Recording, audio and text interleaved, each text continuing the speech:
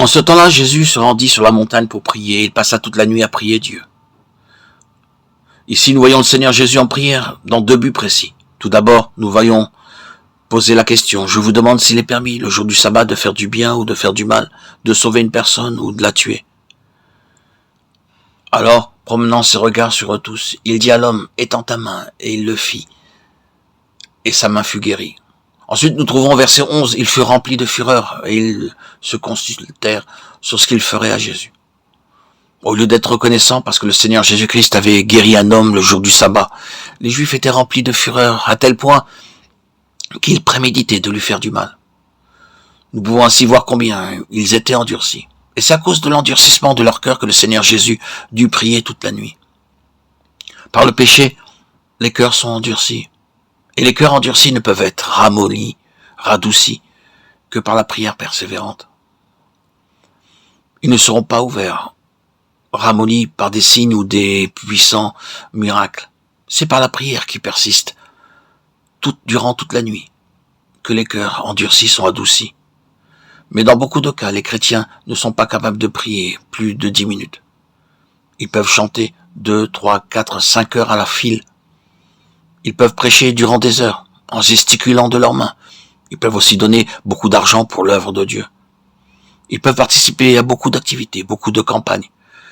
Mais ils trouvent difficile de prier sur leurs genoux pendant 10 minutes, avec un cœur alourdi par un fardeau. C'est pourquoi nous voyons les gens s'endurcir de plus en plus. Et notre prédication reste vaine. C'est parce que nous n'agonisons pas dans la prière. Notre cœur n'est pas en travail dans la prière. Pour ceux qui périssent. Nous dépendons de nos propres dons, de nos talents, de notre intelligence, de notre propre sagesse.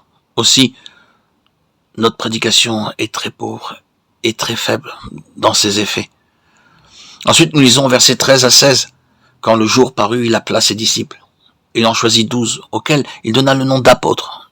Simon, qu'il nomma Pierre, André son frère, Jacques, Jean, Philippe, Barthélemy, Matthieu, Thomas, Jacques, fils d'Alphée, Simon appelé le Zélote, Jude, fils de Jacques, et Judas Iscariote, qui devint traître.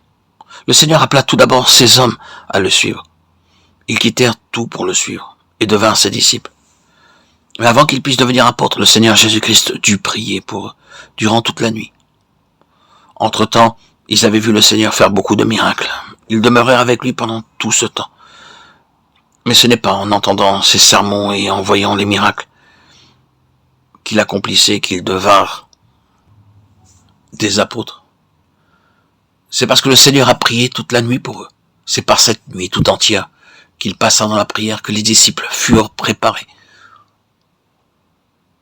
pour devenir ses envoyés.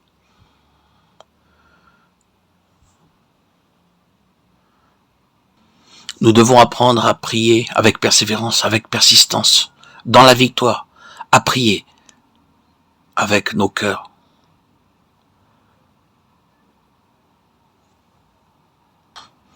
Rechercher le besoin de Dieu, quelle est sa volonté, et non la nôtre, et faire selon ce qu'il attend de nous. Ainsi, Dieu nous exaucera